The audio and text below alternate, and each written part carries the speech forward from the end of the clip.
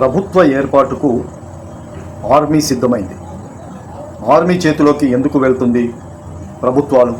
అసలు ప్రజాస్వామ్య ప్రభుత్వాలు ఆర్మీ చేతిలోకి ఎందుకు వెళ్తాయి? ప్రజా వ్యతిరేకమైన నిర్ణయాలు తీసుకున్నప్పుడు, ప్రజల్లో విపరీతమైన నిరసన పెల్లుబికినప్పుడు, హింస చెలరేగినప్పుడు ఆర్మీ రంగంలోకి దిగుతుంది, ప్రభుత్వం చేతులెత్తేస్తుంది. అదే పరిస్థితి ఇప్పుడు బంగ్లాదేశ్కి వచ్చింది. బంగ్లాదేశ్ ప్రభుత్వము ఆర్మీ చేతిలోకి వెళ్ళింది. బంగ్లాదేశ్ రాజకీయ పరిస్థితి ఆర్మీ చేతిలోకి వెళ్ళింది. బంగ్లాదేశ్ రాజకీయ పరిణామాలు అతి వేగంగా సాగుతున్నాయి, అతి వేగంగా కదులుతున్నాయి.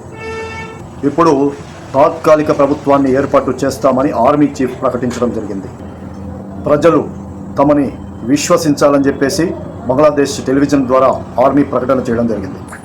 బంగ్లాదేశ్లో హింసాకాండ చెలరేగడంతో పౌరులు విపరీతంగా ప్రభుత్వ సంబంధించినటువంటి పార్టీ కార్యకర్తలు మరియు నిరసనకారుల మధ్యలో విపరీతమైనటువంటి హింసాకాండ జరగడం వల్ల, వందల మంది చనిపోవడం వల్ల అక్కడ ఈ యొక్క ఆర్మీ రంగంలోకి దిగడం జరిగింది. ఆర్మీ చేతిలోకి ప్రభుత్వం వెళ్ళిపోవడం జరిగింది.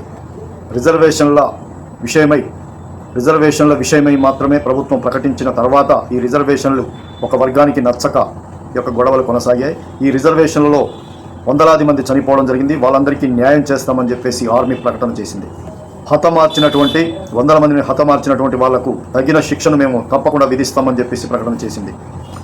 అక్కడ ప్రభుత్వాన్ని ఏర్పాటు చేయడం కోసం BNP పార్టీతో, మరో జాతీయ పార్టీ ముస్లిం పార్టీతో కూడా చర్చలు జరుపుతున్నటువంటి పరిస్థితి అక్కడ ఉన్నది. ఇప్పుడు ఆర్మీ వీళ్ళతో చర్చలు జరిపిన తర్వాత ప్రభుత్వం ఏర్పాటు చేసే అవకాశం ఉన్నది. ఆర్మీ చేతిలోకి వెళ్ళినటువంటి బంగ్లాదేశ్ ప్రభుత్వము ఇప్పుడు ఆర్మీ చేతిలోకి వెళ్తుంది. అక్కడ ఉన్నటువంటి హసీనా ఆమె రాజీనామా చేసి ఆర్మీకి అప్పచెప్పి ఆమె విదేశాలకు వెళ్ళిపోవడం జరిగింది అని ఇప్పుడు అధికారికంగా పూర్తి స్థాయిలో ప్రపంచవ్యాప్తంగా మాధ్యమాల్లో వస్తుంది.